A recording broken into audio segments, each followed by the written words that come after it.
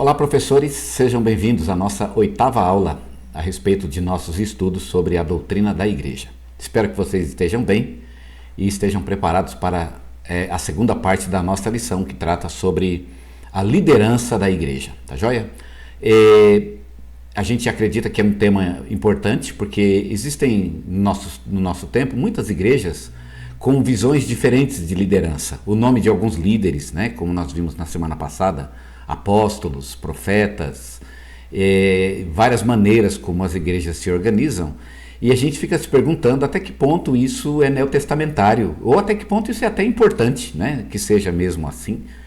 Então, eu acho que é bem bacana, é um momento legal para a gente falar a respeito disso, e também para avaliar a nossa própria igreja, se a nossa liderança, ou a nossa forma de liderança, e a maneira como a gente estrutura o trabalho, se isso realmente é uma maneira correta, ou se pelo menos ela segue os modelos do Novo Testamento, não é legal?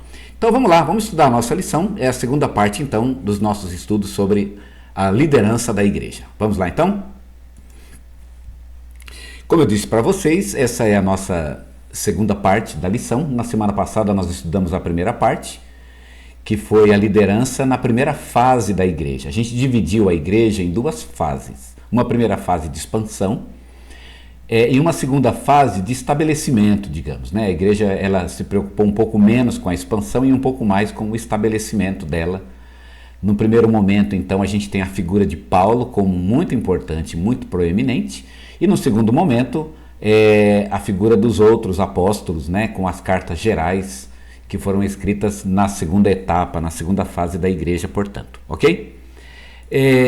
Os propósitos, então, da nossa lição são esses: compreender a maneira como a igreja do Novo Testamento desenvolveu a sua liderança na segunda fase de sua história, entre os anos 70 e 100, ok? Então, a gente vai focar um pouquinho mais nessa segunda etapa e como a igreja, então, desenvolveu a sua liderança, ok? Como a liderança ela foi se atualizando para esse tempo novo, e os novos desafios, então, que a igreja foi enfrentando à medida que ela foi vencendo os primeiros anos da sua história, tá bom? Qual é a nossa estratégia? Nós temos dois planos com essa lição. O primeiro deles é apresentar o plano de desenvolvimento da liderança. Eu coloquei aqui plano, né, entre aspas, porque, na verdade, eu não sei bem se a igreja tinha um plano. Eu acho que a igreja não tinha um plano de desenvolvimento. Ela foi respondendo às circunstâncias. Mas Deus certamente, tudo em Deus tem um plano, né? Nada do que Deus faz é fora do seu plano. Então esse plano, ele é muito mais relacionado com o plano de Deus do que da igreja. A igreja mesmo não planejou ter a liderança que teve, ou a maneira como trabalhou, mas Deus sim, Deus tinha um plano e ele trabalhou com esse plano na história, e a igreja chegou a ser exatamente como Deus gostaria que ela fosse, ok? Então a gente vai apresentar esse plano. Qual é o plano? Então nós vamos apresentá-lo hoje e mostrar o plano de desenvolvimento da liderança para a gente poder copiar, digamos assim, né? O que seria uma liderança completa e acabada, né? Uma ideia desenvolvida. Então a gente retira do plano completo que a gente já pode compreender no Novo Testamento. Então, primeiro vamos apresentar o plano e segundo vamos falar um pouquinho sobre o papel dos líderes da segunda fase da igreja, que são os pastores, os bispos, os presbíteros e os diáconos, tá bom? Essa é, portanto, a linha que vamos seguir na nossa lição de hoje, ok? E de acordo, então, com a nossa lição, primeiramente vamos estudar o plano de desenvolvimento da liderança. Qual é o plano? Nós apresentamos aqui dois textos que nos ajudam a entender esse plano. Atos 14, 21 a 23 e Efésios, capítulo 4, versículo 11. Do capítulo 14 de Atos, versos 21 a 23, a gente pode tirar várias lições importantes a respeito do plano de desenvolvimento da liderança, mas uma coisa é certa, é que havia um projeto de fundamentação da igreja, da liderança da igreja, em duas etapas. Uma etapa de implementação e uma etapa de consolidação. Vejam a estratégia que Paulo usa aqui nesse texto.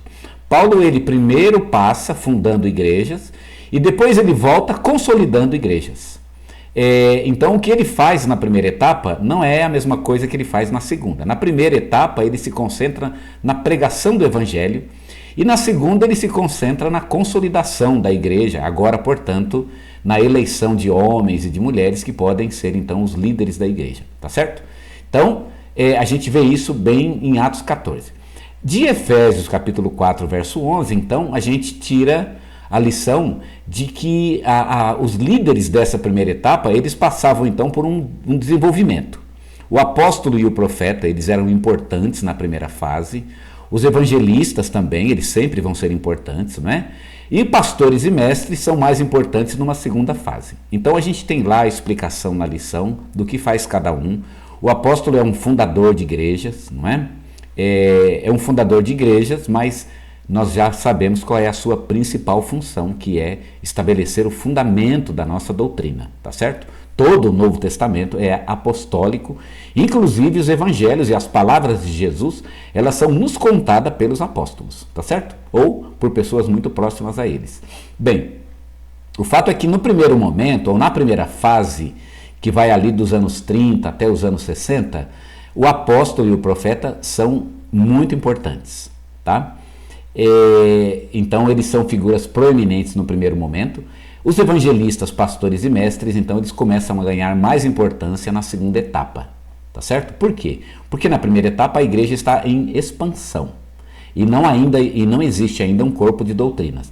Na segunda etapa você já tem, né, vários escritos. Paulo já escreveu seus livros, os evangelhos já foram escritos, né, pelo menos alguns deles, provavelmente Marcos, né, já foi escrito, então talvez Mateus. Então a gente já tem já tem os evangelhos, já tem as cartas de Paulo, e os outros apóstolos também estão escrevendo suas cartas. Então a doutrina já está num período um pouquinho melhor, né? A igreja já respira um pouquinho, com um pouco mais de informação sobre sua própria vida. E por isso a figura do apóstolo e do profeta, como líderes diretos da igreja, ele vai diminuindo, e o profeta e o apóstolo deixam de existir na primeira geração. Tá certo? Quando termina o ano 100, nós não temos mais apóstolos no sentido dos 12, né? No mesmo sentido, a igreja sempre vai ser uma igreja apostólica, né? Mas não mais apóstolo no mesmo sentido que os 12, de pessoas que estabelecem a doutrina da igreja. E nem o profeta, porque o profeta faz a mesma coisa. O que temos agora são evangelistas, pessoas que anunciam o evangelho, pastores e mestres, que são pessoas que dirigem as igrejas que foram evangelizadas. Se você for ver bem, é mais ou menos o que a gente tem hoje, não é? Hoje nós temos os missionários, que nada mais são do que os evangelistas, que vão lá, pregam o evangelho, e via de regra, esse tipo de líder, ele não gosta muito de igreja muito bem formada, né? Quando a igreja começa a ficar muito burocrática, ele já começa a querer outro campo, um campo novo, porque ele gosta mesmo de pregar o evangelho. São pessoas que têm alma evangelista, na alma do missionário, que é uma coisa muito bonita, e tem o seu lugar, né, na expansão do reino de Deus. Então, hoje nós temos então os evangelistas, os pastores e os mestres, tá bom? Não exatamente com esses nomes na segunda etapa. Na segunda etapa a gente vai ver que os nomes mudam agora um pouquinho. Eles vão ser chamados então de presbíteros, bispos, né? Muda um pouquinho o nome, mas os cargos e as funções são basicamente as mesmas, como a gente vai ver daqui a pouquinho, tá bom? Então, tá aí o plano de desenvolvimento, ok? É um projeto em 2 etapas. Na primeira etapa, apóstolo e profeta. Na segunda etapa, evangelistas, pastores e mestres. Perfeito? Vamos falar então sobre bispos, presbíteros e pastores, que é a segunda parte então da nossa lição. E aqui a gente parte do seguinte pressuposto, de que o Novo Testamento não faz distinção de função entre bispo, presbítero e pastor, tá bom? Então eu estou trabalhando com essa linha de pensamento, tá joia? Mas se é a mesma coisa, por que tem palavra diferente? É verdade, se é a mesma coisa, então não deveria ter palavra diferente. O que eu queria, então, que vocês não entrar por esse caminho, né? Não entrem por esse caminho, porque para não confundir demais o pessoal, existem mini detalhes, né, de funções, pesquisas feitas com palavras, termos, tempos verbais, para tentar definir se essas funções são iguais ou são diferentes. Mas a maioria dos estudiosos concorda que o Novo Testamento ele é muito descuidado para especificar exatamente o que é um bispo, o que é um presbítero e o que é um pastor. E como vocês vão ver nos textos que a gente colocou aí na lição, os textos parece que não fazem distinção entre uma função e outra. Elas são colocadas indiscriminadamente. Isso significa que ou o Novo Testamento trata de forma discriminada, Ou então o Novo Testamento ele não acha importante discriminar essa função. Pode até ter alguma discriminação que era importante naquele primeiro século e que se perdeu hoje em dia. Eles não acharam importante determinar exatamente qual é a função de cada um e por isso é que usa os termos de forma meio que aleatória, como a gente vai ver. Então os textos estão lá, vocês leem os textos e eles vão mostrar bem claramente isso. Tá joia? Bem, vamos lá então. Esse é o pressuposto básico, então a gente pode ficar por aqui nessa questão. Leiam os textos e é suficiente dizer que o Novo Testamento não faz distinção entre o que é um bispo, um presbítero e um pastor. Tá joia? E qual é a função então, né? A função dos líderes espirituais da igreja. Nós temos então uma função dupla. Primeiro, uma função geral, o governo da igreja, ou seja, a administração geral da igreja. Ela é uma função espiritual, né? Então o pastor ele cuida da administração geral para que a igreja funcione bem. Tem lá o texto bíblico que fala que o pastor ele tem que saber governar bem a sua própria casa. Porque a igreja ela segue mais ou menos o modelo de uma casa, é mais ou menos como dirigir uma família. É bem bacana pensar assim, né? Então é como dirigir uma família. É por isso que o pastor tem que dirigir bem a sua casa, né? Ele não pode se perder na administração do seu próprio lar, porque isso mostraria que ele não tem característica, né, para ser um administrador na casa de Deus. Então tá aí essa função geral e uma função específica. Qual é? O pastoreio dos cristãos. Então é função do pastor guiar espiritualmente os membros da igreja, tá certo?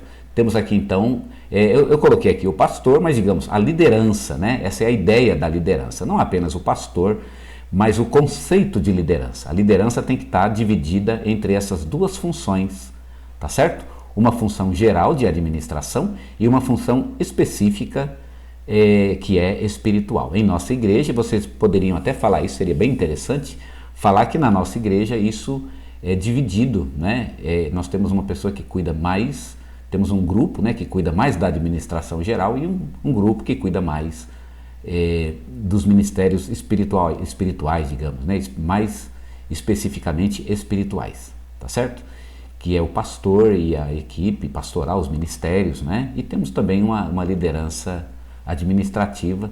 Em nossa igreja isso é dividida, mas tudo é tratado como função de liderança da igreja. Isso é importante, pessoal, para a gente saber que o Novo Testamento ensina que a igreja precisa ter uma liderança, tá certo?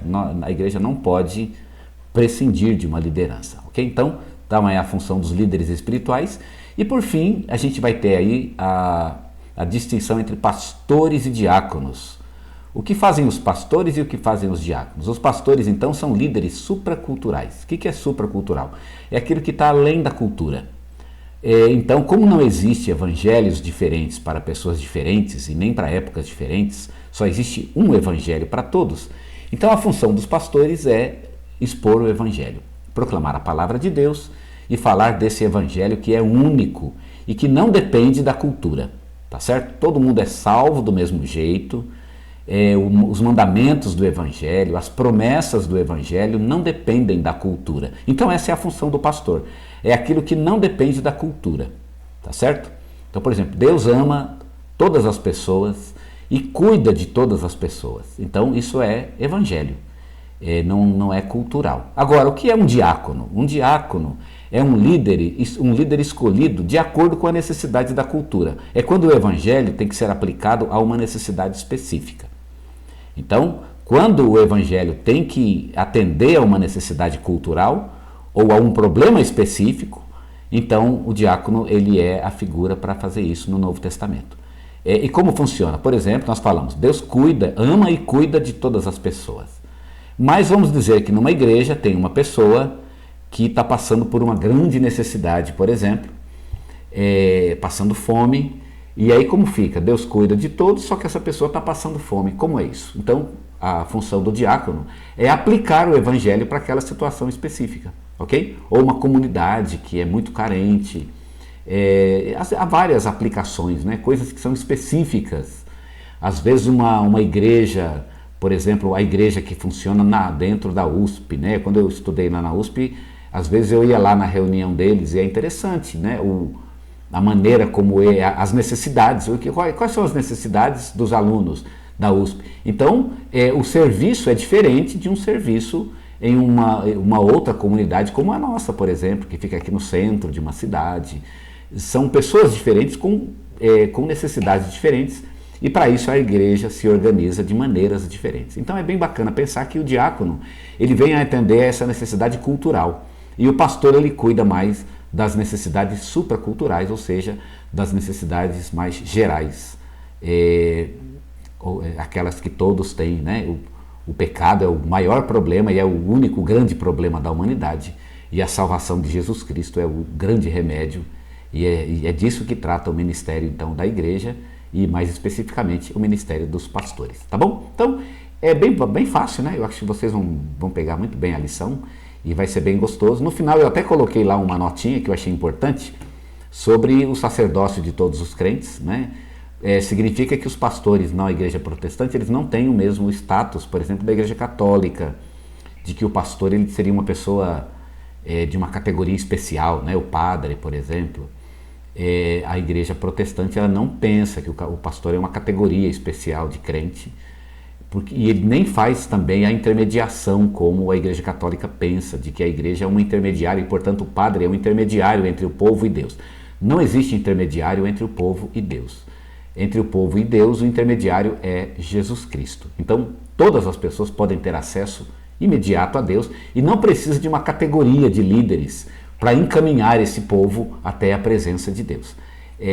O pastor, então, o que é um pastor protestante? É uma pessoa que recebeu um pouco mais digamos, ele tem mais tempo, a igreja deu mais tempo para ele, deu condições, né? Estudou para isso, então deu condições, recursos, e colocou sobre ele, então, um pouco mais de responsabilidades, mas no final, quando ele for prestar contas a Deus, ele vai prestar como todos vamos, né? Ele vai pagar, vai ter que responder por aquilo que fez, bem ou mal, como todos os crentes terão que responder e prestar contas a Deus pelo trabalho que prestaram na igreja do Senhor Jesus. Tá certo? Então que Deus abençoe a você, que você dê uma boa aula no próximo domingo e que você ensine isso para os seus alunos. Eles serão muito abençoados através da sua lição. Deus abençoe e bom restante de semana para vocês.